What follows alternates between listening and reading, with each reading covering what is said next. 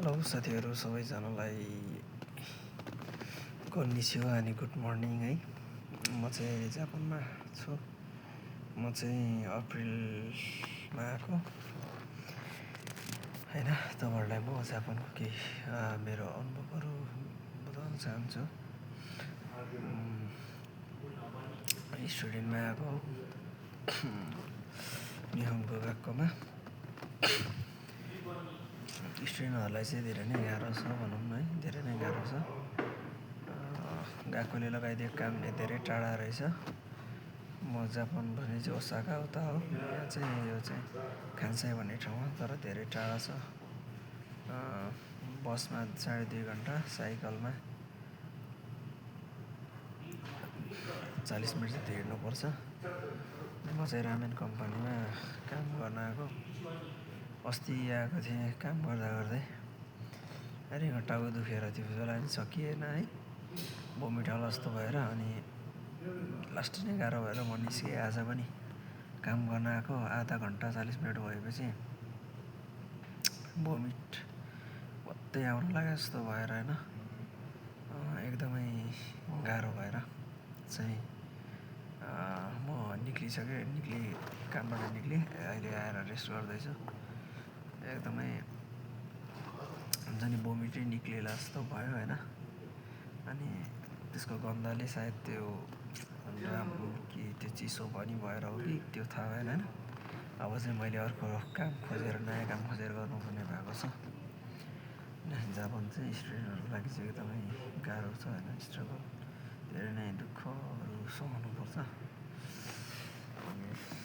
यस्तै छ जापानको जिन्दगी चाहिँ। म अहिले यहाँ साथीहरूसँगै जाने भनेर सुतेर बस्दैछु। अहिले चाहिँ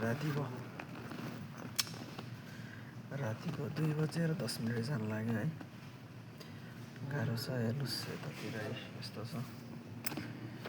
अब चाहिँ एकछिनपछि हामी जाने हो। सुत्ने खाने केही कुराको ठेगान हुँदैन है जापानमा चाहिँ। तपाईँहरू आउँदै हुनुहुन्छ भने एकदम माइन्ड मेकअप गरेर आउनु होला। सोचेको जस्तो छैन, भविष्य पनि छ तर सोचेको जस्तो पनि छैन है। घाम बात्ती हाल्नुपर्छ, स्ट्रगल हार्डवर्क गर्नुपर्छ, सबै कुरा सम्भव हुन्छ। ल, मेरो एडभाइस तपाईँहरूलाई यति नै छ आजको लागि। मेरो भिडियोलाई लाइक कमेन्ट सेयर गरिदिनु होला। जापानमा भएका केही जिज्ञासाहरू तपाईँहरूलाई बुझ्नु मन छ भने तपाईँले कमेन्ट गर्न सक्नुहुन्छ, अथवा मलाई फेसबुकमा पनि एसएमएस गर्न सक्नुहुन्छ।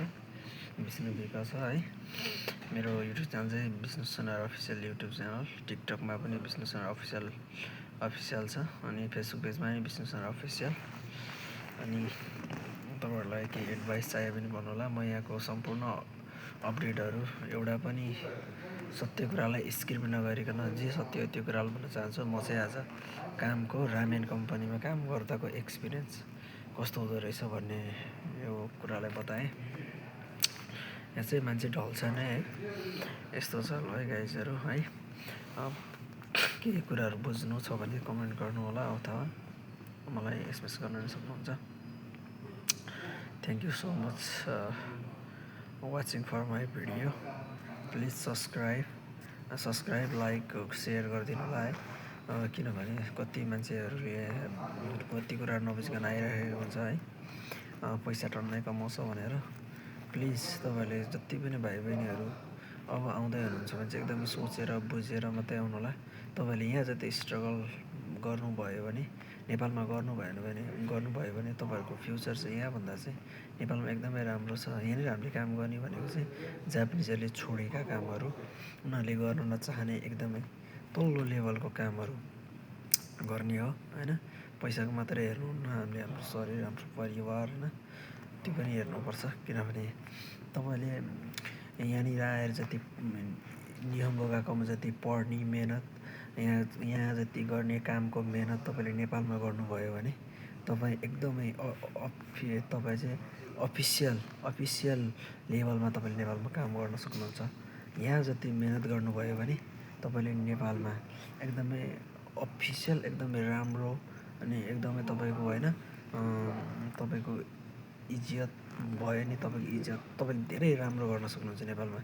यहाँ जति हार्डवर्क गर्नुभयो भने, मेहनत गर्नुभयो भने, पढाइलाई फोर्स गर्नुभयो भने, यहाँ जति काम गर्नुभयो भने तपाईँको नेपालमा धेरै राम्रो फ्युचर छ। त्यसो भए म चाहिँ भाइ बहिनीहरूले के हुन्छ भने यहाँ आएर यस्तरी दुःख कष्ट भोग्नुभन्दा यहाँनिर गर्ने मेहनत स्ट्रगल नेपालमा गएर आफ्नो कन्ट्रीलाई पनि होइन त्यो खालको एउटा रेस्पेक्ट दियो भन्न चाहन्छु। सो मेरो एडभाइस चाहिँ यति नै हो। किनभने यहाँ हामी चाहिँ के हुन्छौँ भने आफ्नो देशमा चाहिँ मेहनत गर्न चाहने, अरूको देशमा आएर चाहिँ जस्तो पनि गर्न चाहने हो। त्यो भएको कारणले गर्दा चाहिँ बिग्रिया हो। त्यहाँ तपाईँले नेपालमा जे काम पाए पनि गर्नुहोस्। तपाईँले आफ्नो पढाइलाई पनि स्क्रिप नगर्नुहोस्, ब्याचलर पढ्नुहोस् नेपालमा पनि एकदमै मेहनत गर्नुहोस्। अनि हामी सबैले यो कुरा बुझ्यौँ भने चाहिँ हाम्रो देश यसै नै डेभलप हुन्छ है।